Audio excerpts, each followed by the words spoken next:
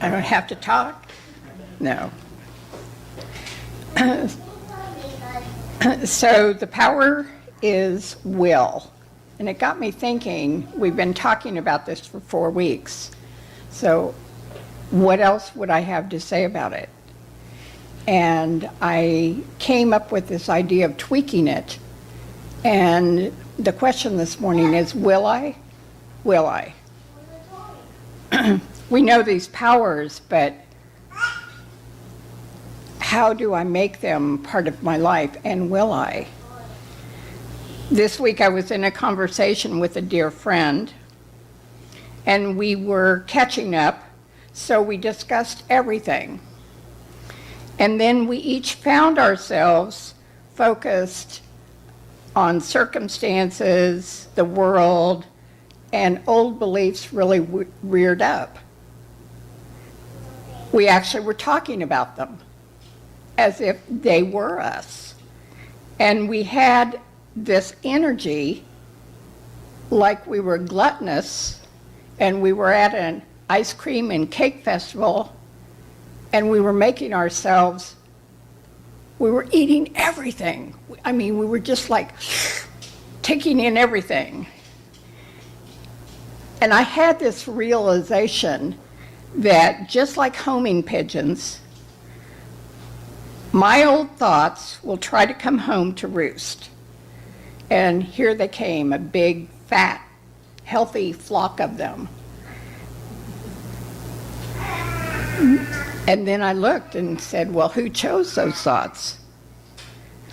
And suddenly, laughing with each other, we found ourselves in pond scum and sort of backed up and decided that our keywords or our awareness is pond scum ahead, perhaps we need to pull back. I had this instant thought, and it came out of my mouth, startling me as I heard it out loud. You know, I'm having this realization that my divine self has never thought any of the things about me or this life that I'm talking about.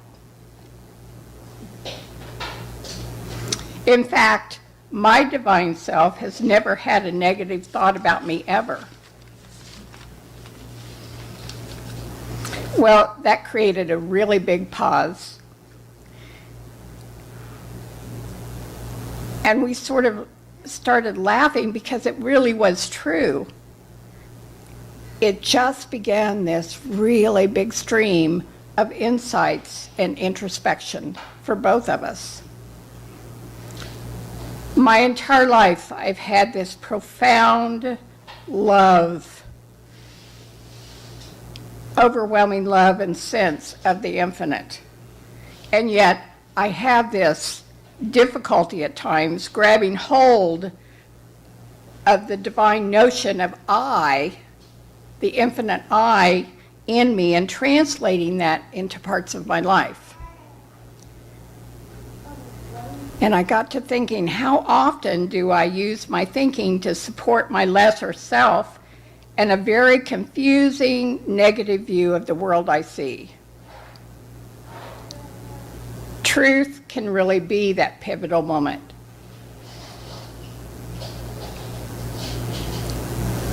So,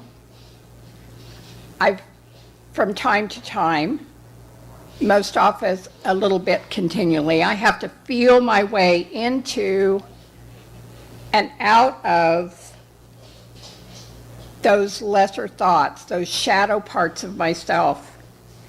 And I have to expand me into more energy and feeling good thoughts. And I realize that this itself is the divine work in me. This I of me, this infinite I, what do I know about it? What do I know about this infinite I of me that also lives and desires more expression as my life? The infinite I is closer than my every breath, and it breathes me into this breath of life. It gives me life. It operates this body I live in. I, the infinite I, sends impulses and ideas and thoughts my way, knocking at my door of consciousness all the time to awaken a more divine viewpoint and a more divine life. Regardless of where I am or what I'm thinking, it's always present, assisting to wake me up even more. It feels me. It feels me. I loves me and advises me and inspires me. It's the infinite possibilities of me. It nurtures me and provides for me, and it guides me through my most hysterical bloopers. It teaches me to laugh at myself. I mean, really laughing so hard, I have to take a bathroom break. So, will I pause for just a moment out of what I consider the busyness of my life and just listen? Will I be bold enough to be more me? To allow more divine me? This fullness of expression that keeps wanting to express through me as something more than my small self? In truth, I really do believe that we are just vibrations, waves, and complex patterns of thoughts and feelings and habits in these physical bodies. And we are energy in motion all of the time. And all of that is kind of uniquely woven together. And it's part of the divine infinite intelligence. And most of us are more comfortable defining that as God. It's a part of God. So this realization that God lives in me, expressing through me, designed me,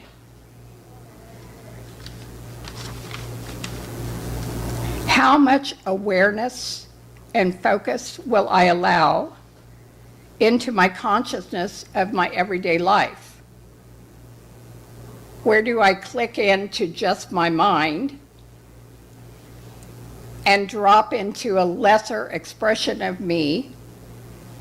And where is it in my life that I can remember to line it up, to be in alignment, that I am bringing that power, that more power with me as I show up? My infinite I, guide, freer of my burdens, releaser of my fears, filler of my perceived lack, harmonizer of my conditions, and the feeler of my greatest joys and well-being. It brings so much more light to this, what I perceive as my contained space at times, that is so much bigger than this, or even this, or even this. That I am universal energy at work, in progress, in resonance with all of the other energy of the universe. And as I remember that and take a moment and pause and feel that, this infinite I of me begins to work in ways that I perhaps have not imagined, or far beyond my imagination. This infinite I of me designed me just as I am, designed you just as you are. From the Course in Miracles, It says you are too tolerant of your mind wandering and being snared and passively allowing conditioning of your own false creations. I, the infinite I, always appears lighter and brighter in our lives. It does carry us far beyond our shadows to some kind of expanded expression of life. And I remind myself that it's only my thoughts and my resistance that separate me from knowing and feeling that spark of my infinite I working in my life. Yet that spark is always happening, regardless of whether I'm aware or I'm not aware, resistant or non-resistant. This infinite I is never, ever separate from me because it created me. And the depth of this holy oneness relationship depends on my thoughts, habits, which are just thoughts I keep thinking over and over and act on, my attitude, whether I'm open and grateful or fearful, and my focus, because where my thoughts go, my energy flows. It all determines my vibrational health, which is a vehicle which moves my life. I've been thinking a lot about my vibrational health, how I show up, if I check in with it, how am I? And will I take a moment and shift it? Oh, okay, I'm a little bit out of alignment. Okay. Every day, life has created this amazing system where every day we have this opportunity to reboot and to be bold and mindful and to pause and reflect and think and feel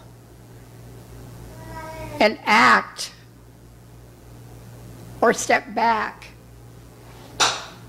to awaken and shift our body, mind, this complex energy mixed with spirit to a higher degree of frequency in our bodies.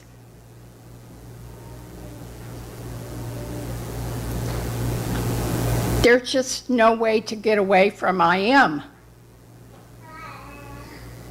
And I can make it fun, which I usually do. I feel like I've got a really happy personality, and sometimes my soul is really heavy.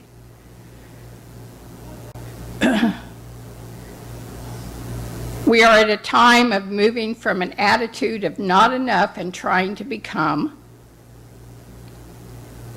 to a more awakened consciousness of being life itself. I am life. And allowing ourselves to be this expansion and joy and possibility and discovery. Is this divine I of me not worthy to be acknowledged and thought of and paused with and communed with and felt in my feelings and expressed in my daily life? Is it time to reboot and move into some new concepts of I? Even knowing the principles, the most precious spiritual principles, rebooting has this gift of waking up some new possibilities of how they integrate in the place where I am now. So I've grown in consciousness. It's now out here, and I really have to be mindful and present to integrate that, to feel what that feels like to be me now. I have to trust myself.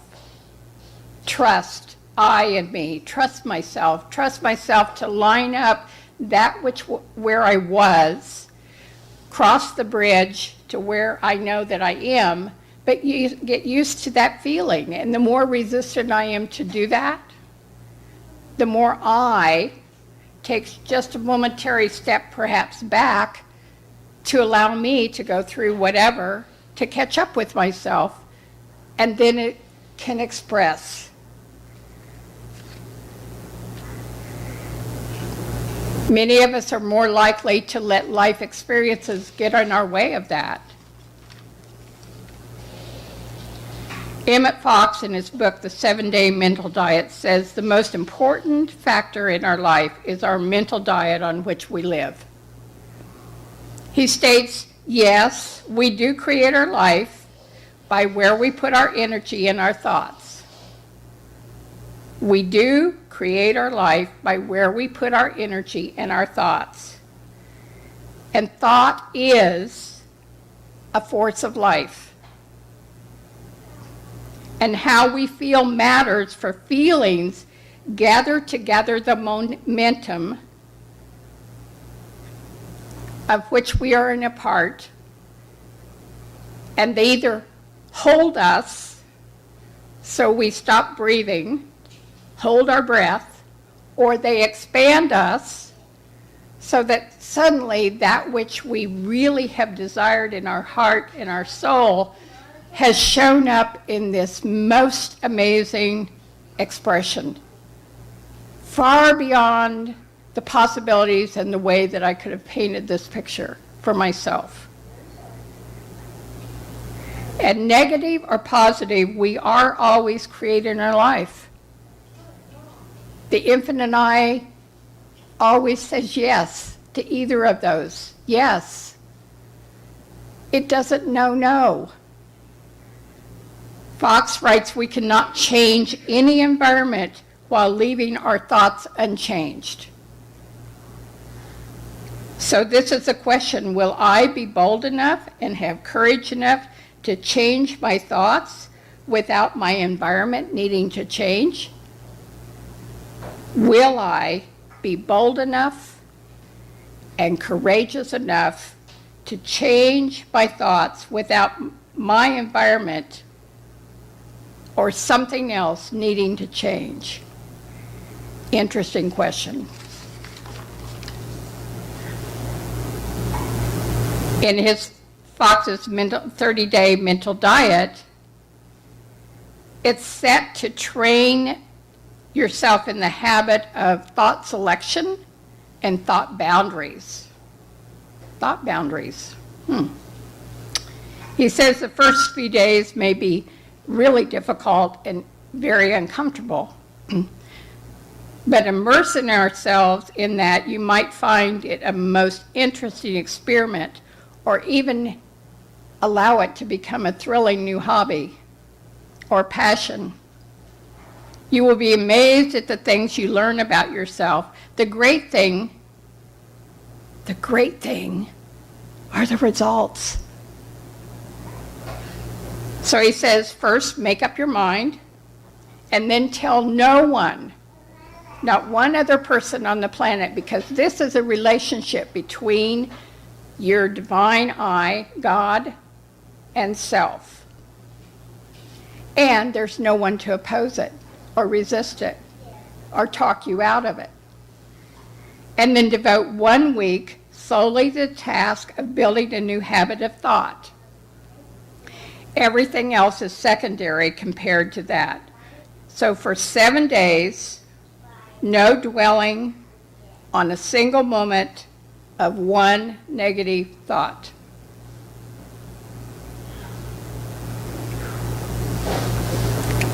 He said, you're going to become like a cat watching the mouse for a week.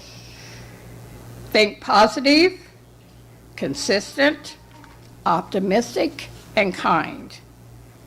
And if you get a negative thought and notice that you're in it, Then take 2 days off and begin the 7 days for yourself again, and do that over and over until you can go 7 days. Remember, he says, no negative thought or words of failure, disappointment, trouble, criticism, spite, jealousy, or the condemnation of self or others. Don't stay there.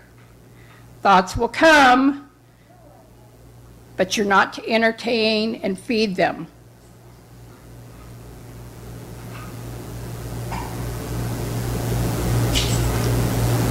So I got to supposing, I feel pretty good most of the time, but I got to supposing what, after 7 days, what this body energetic and my sense of well-being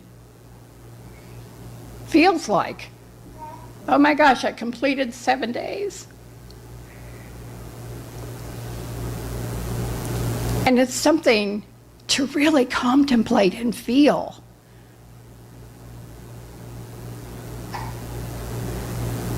It's really sort of a trial because you're in the middle of people who probably, all of us probably at different times, feed the negative or have a negative twist on something. So practicing this is truly a bold and courageous move.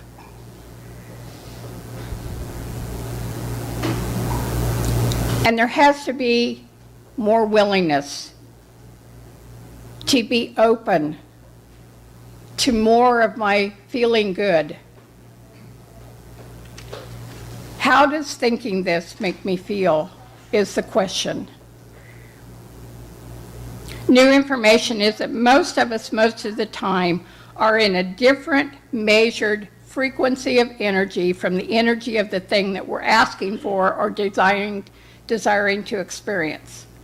So I'm here, and I want this, and my energy's here at the moment. So somehow I need to use some kind of spiritual tools from my toolbox very creatively and deliberately, like meditation or gratefulness or prayer or positive thinking or surrounding ourselves with positive people or searching on the web for positive news stories or laughter. We have to use something to help motivate us, inspire us, hold us, so we can build that invisible bridge to imagine, be in this place of imagination of how that's going to feel. I know how it's going to look. That's easy. But how's it going to feel? And how's it going to feel to have possibly some of my world shift a little bit so that that place where I put that thought or that go-to for that emotion may not be there any longer, like a disappearing staircase that I've walked up and the steps disappear. But it assists us in moving our vibrational countenance into a more harmonious, matching frequency. It assists us in moving our vibrational countenance into a more harmonious, matching frequency, so that that which we desire can actually show up and become a living part of our lives. In this way, we become steady connectors of the infinite, from the infinite and to the infinite. We activate ourselves on a different level of being life. One of my favorite quotes by Wayne Dyer is, if you change the way you look at things, the way you look at things change. What I say I am, and I become. And what I think I am, and I become. And what I believe I am, I am and I become. It's spiritual law. A lot of us know most of the spiritual laws, or a few of spiritual laws that we depend on. But now maybe it's time to upgrade our deliberate awareness of how we use them every day in our lives. So we need to perhaps look at this like we're going to pack the lunch before we go on the picnic and take it with us. We're going to grab the bottle of water to drink on a hot day to stay hydrated. I'm going to check in with my thinking and make sure that I've packed my awareness of some spiritual tools to take with me on my daily walk. We're going to grab hold of them with conscientious awareness of how we must practice them so we can be available to self, and we can track them. We can hold ourselves much more consistent that way. And most of us, that's what we want. We want to feel better more often. We want to be in that happy place more often. We want things to show up more often. So, we need to feel, expect, observe, so that more of my worthy self can come alive and awake and be in this sense of greater well-being.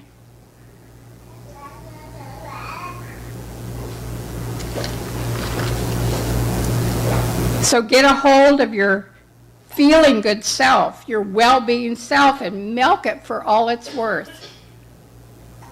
Talk it out loud. I'm feeling really good this morning. Oh my gosh, I love the green walls. I have the perfect place I live. I'm around the perfect friends. I have the perfect amount of money to flow that's flowing in my life. I am this divine expression of the most infinite, amazing I that holds so many more possibilities for me. Allow ourselves to speak it out loud. 19 seconds of focus on a subject, negative or positive, create enough momentum to move that kind of energy toward us to be experienced at a future time. So negative or positive, the universe says, okay. Whatever you're thinking about, okay, I'm going to give it to you. But it's only 17 seconds of intentional, deliberate, focused, positive energy of sustained thought on a desire that creates enough momentum to get our vibration going in the way we really want it to go. 17 seconds. If we can hold that positive sense for 17 seconds, imagine 60 seconds. Imagine the energetic momentum that we put in motion, supported by the infinite I that starts moving toward us.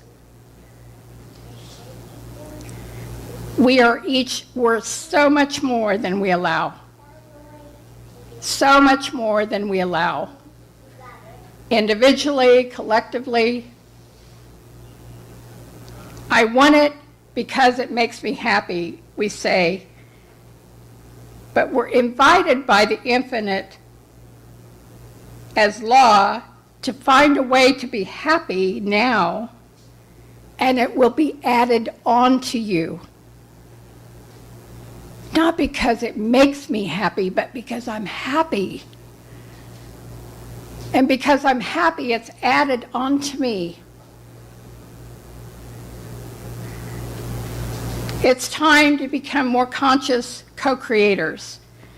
And so to those who are willing to stay on this spiraling forward spiritual path of the unknown, I say this: be on the lookout for symptoms of inner peace.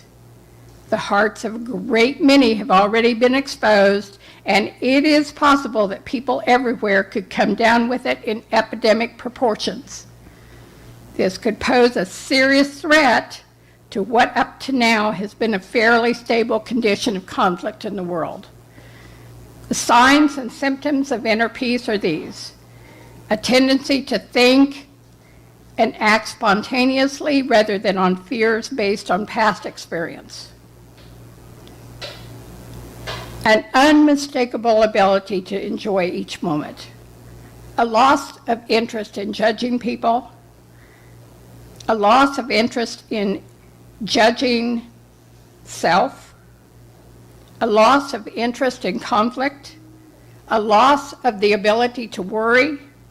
Frequent and overwhelming episodes of appreciation, contented feelings with others and self, frequent attacks of smiling, an increasing tendency to let things happen rather than to make them happen, and an increased susceptibility to love extended by others, and the uncontrollable urge to extend it. So this is the warning. If you or some of you have these symptoms, be advised that your conditions of being peace may be uncurable. If you're exposed to anyone exhibiting these symptoms, then remain at your own risk. So intentionally, allow more, allow different, allow you. Spa day your thinking. Stretch and exercise your good feeling thoughts and feelings, and risk feeling more alive beyond whiny, stuck, can't, won't, always been, believing that what you see and think is the only truth or the only way, and laugh, especially laugh, and reset, and give thanks now and now and now. Focus deliberately in invisible faith on the blessings that have not yet arrived. Dare to feel them coming. Will is the power. Will you? Yeah.